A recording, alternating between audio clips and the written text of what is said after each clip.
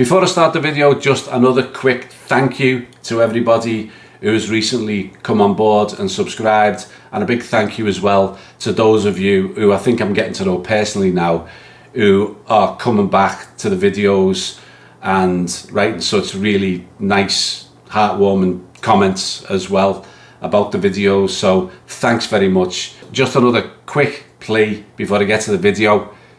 Please, if you like the videos, can you hit the subscribe? It'd mean a lot, honestly. Cheers. On to the video. Everybody knows that Liverpool Football Club is the most successful club in England. 20 league titles, 6 European Cups, and a multitude of other cups. But one thing that's often overlooked, and what I want to talk about today, is how and when these trophies have been won over the entire history of Liverpool Football Club. And it's quite extraordinary. Liverpool's 20 league titles have been won by no less than 10 different managers. Tom Watson with 2 in 1901-1906, David Ashworth in 1922, Matt McQueen in 1923, George Kay in 1947, Bill Shankly in 64, 66 and 73, Bob Paisley in 76, 77, 79, 80, 82 and 83, Joe Fagan in 84, Sir Kenny Dalglish in 86, 88, 90, Jurgen Klopp in 2020 and Arne Slot in 2025. The biggest gaps in all of those was once there was a 16-year gap between Watson and Ashworth. There was a 24-year gap between McQueen and Kay. And then, of course, there was the 30-year gap more recently. So we've won titles in the 1900s, the 1920s, 40s, 60s, 70s, 80s, 90s, and the 2020s. Now, of course, there's a team who is the second most successful in England who've also won 20 titles. So, how many of their managers over their entire 120, 30-year history have won league titles? If you don't know, I'll just give you a second to have a guess. Is it 6, 7? 3? 3. They've only ever had 3 managers in their entire history who've won an English league title versus our 10. They were Ernest Mangnall in 1907-8 and 1910-11. Then Matt Busby won a few in the 50s and 60s. And then Ferguson won between 1992-93 and 2012-2013.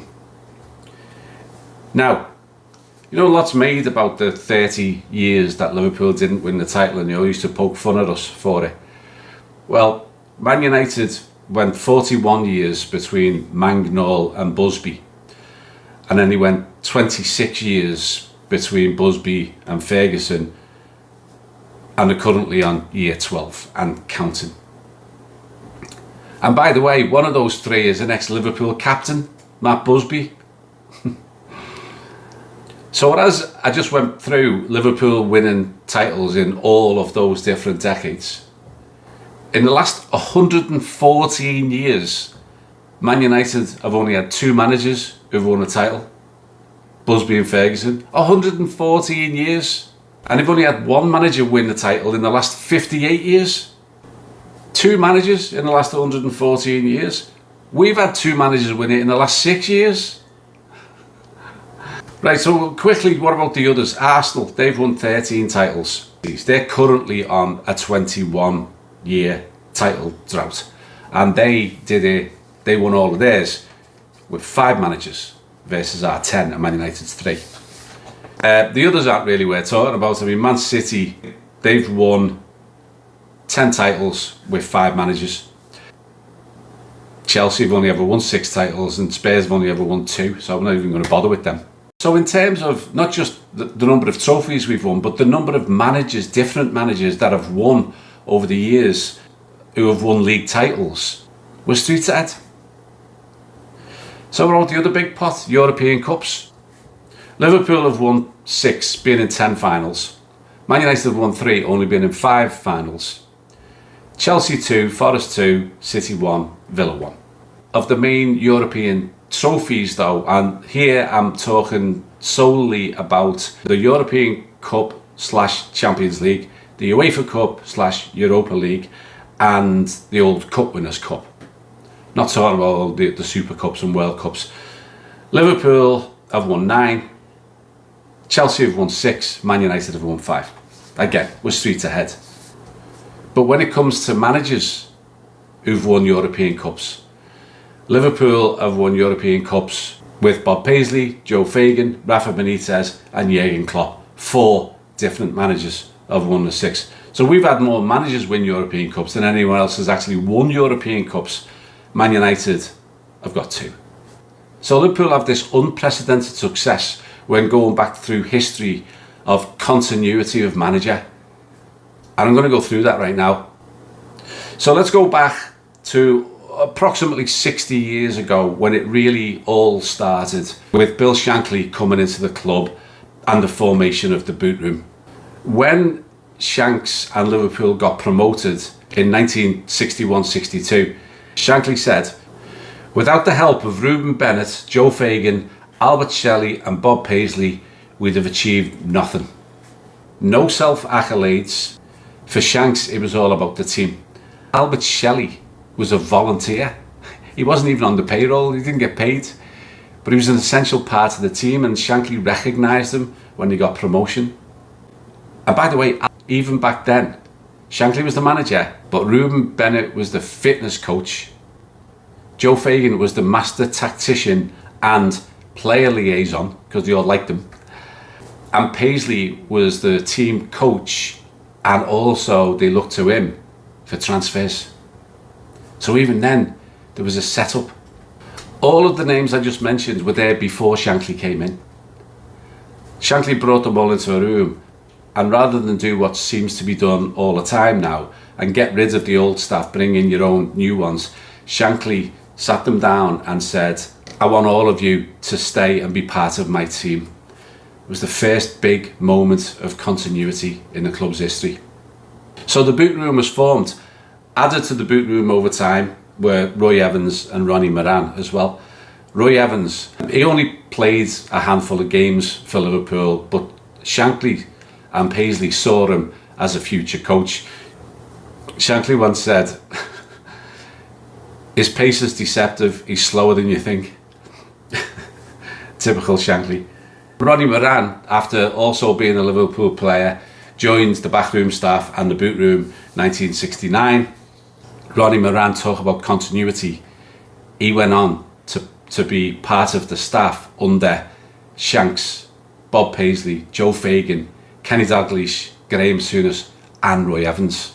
All of them went on to be part of the Liverpool setup for decades. Bob Paisley for almost 50 years. In fact, of all of the boot room boys, Bill Shankly, Bob Paisley, Joe Fagan, Ronnie Moran and Roy Evans all went on to manage the club in some capacity. Bill Shankly, Bob Paisley and Joe Fagan all won the league. And from 63-64 to 83-84, in that era, that trio won 10 league titles, 2 UEFA Cups and 4 European Cups, as well as a multitude of other domestic trophies. Joe Fagan won English football's first ever treble in 1983-84 of the First Division, the European Cup and the League Cup. And by the way, that treble was achieved because you actually had to win the league title the year before. The other treble, the one that they go on about all the time, they wouldn't have even been in it back in those days because they only finished second the year before. The club's policy was to appoint from within to ensure continuity, but only if the right man for the job was already on the staff. John Smith, the chairman at the time, said, "Continuity and stability, that is the secret of our success." Bob Paisley himself was the one who persuaded the Liverpool board to give the job to the reluctant Joe Fagan. Continuity. After Joe retired after 2 seasons, The next one was also internal. Kenny Dalglish came in as player manager. Kenny Dalglish also brought in Phil Thompson, ex-captain, European Cup winner, as part of his staff. Phil Thompson also went on to manage the club in an interim basis. Again, it was seamless. Kenny won the first ever double of league title and FA Cup, won 3 league titles and all sorts of other trophies as well. And so from Bill Shankly coming in 1959 all the way through to 1998, almost 40 years, Liverpool in every case promoted from within to the manager's job. And there's something I didn't even realise myself until I started to do some background work for this video. Of all of the managers from Shankly to Evans, listen to where they're from. Shanks, Scotland. Paisley, a Geordie. Fagan, Scouser. Dalglish, Scotland. Phil Thompson, Scouser. Ronnie Moran, Scouser. Graham Souness, Scotland. Roy Evans, Scouser. Every single one of them from the north of England and Scotland. All of them, apart from the one Geordie, either Scouse or Scottish. All of them from the type of working class, blue collar, hard work, determination background that characterises Liverpool Football Club. Others, in terms of all of this continuity, that have been brought back into the club after their playing days or have been given a role, are Sammy Lee came as assistant manager, Phil Thompson, I mentioned, assistant manager and coach, Stephen Gerrard, under-18s manager, Steve Highway, director of the academy, Tommy Smith, junior coach, Jay Spearing, academy coach. Of all of them I just mentioned, 4 Scousers, 1 from Wallasey, a stone's throw from Liverpool, and the other one from Dublin, Ireland. Same type of pattern. Liverpool then, of course, went into a bit of a slump, and it culminated with the horrendous Hicks and Gillette and Roy Hodgson mini era. So what did Liverpool do to rescue the club from that? They went back to Kenny Dalglish and gave Kenny the managerial job. So let's move to the more modern era. Yes, we're in a completely different era now. International managers are being brought in by almost every club, and we're under American ownership rather than Scouse ownership. So things have changed on the surface. But when you look at the 2 most recent appointments, Jurgen Klopp and Arne Slot, to me, it's no coincidence that those 2 men were brought in. It's no coincidence also that it was after FSG had spent a decade getting to understand the culture of Liverpool Football Club and the culture of the city. Both of them came through the ranks. Neither of them were superstar players. Both of them started at lower league in terms of their managerial career, but both have the exact mentality required to be part of the culture and the fabric of Liverpool Football Club. Both have embraced the culture of the city and the people and the club, and both work to the same kind of ethical standards and professional standards as all of the illustrious predecessors I just talked about a few minutes ago from the old boot room days. So while a bit different in that they've come from Germany and Netherlands, they're carrying on that continuity of approach of the great men that came before them. And it culminated in the last 12 months. And where else do you ever see this at any football club in the world, where the outgoing manager got on the field at Anfield with a microphone and started singing the name of the manager who was succeeding him. And then after Arne Slot won the league after 1 season, he got on the field with a microphone and started to sing the name of his predecessor in Jurgen Klopp. So it's a story of continuity that goes all the way back to the very early days of the club, which has culminated in us having the most successful team of all time, with the most successful group of managers, coaching staff, academy staff, and everyone else associated with the club, of any club in England by far. And it's all to do with loyalty and continuity, and once again, no other club even comes close. You'll never walk alone. Cheers.